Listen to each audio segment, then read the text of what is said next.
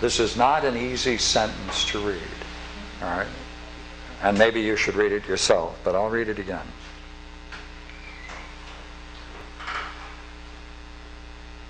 For the present, right, presumably that's at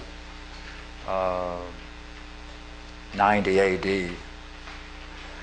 For the present, we shall read these writings, his writings, in the memory and renewal of this, your teachings. We will take these writings in the memory and renewal of your teachings. Whose teachings? His. He's John. John the Apostle. John the Apostle did the Gospel of John and presumably the Revelations. Because when he says the island of Patmos, traditionally that's where the Revelations was written.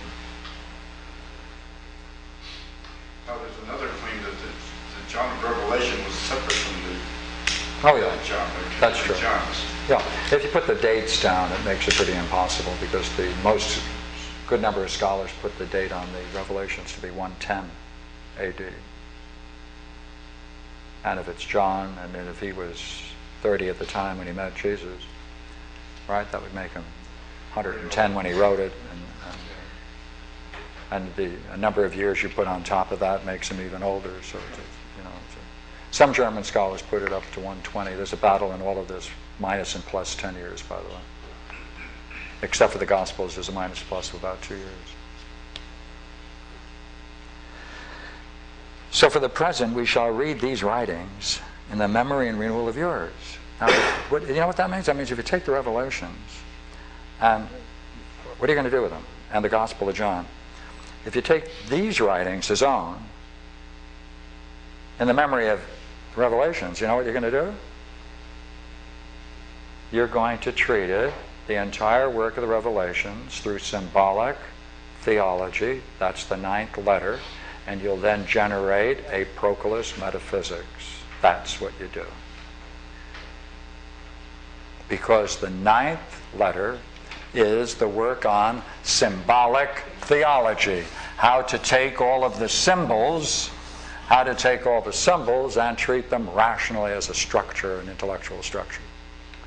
So if you take his writings, and in memory of what John is doing, you know what you're going to do with the Revelations? You're going to intellectualize it and remove all of the anthropomorphic elements. And that's what they did. Clever piece of work, isn't it? Amazing? Well, somebody should tell the evangelists. Pardon me? Somebody should tell the evangelists they're talking about Revelation, things that are going to happen. Yeah. Is there something in the future? It's all happened already. Yeah. Well, always happens. Yeah, good. Yes, please. I'm just still confused about the placement of the monk that's out of place. That's right. That's right. Okay, 2 things, all right. One is, one of the key quotes of Dionysius is that the higher vocation of the monk is to prepare him for philosophy, for a intellectual contemplation of the good. So these are what this is called. These 4 are called basic theology, which I indicated there.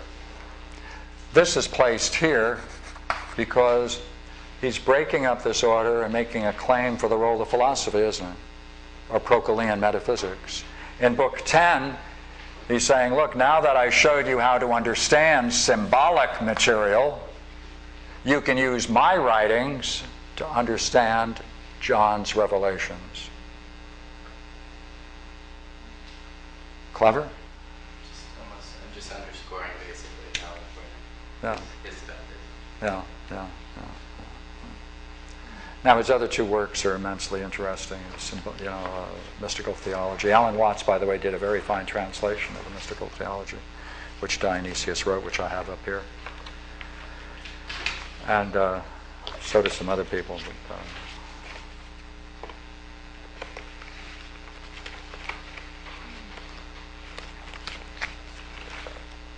thank you.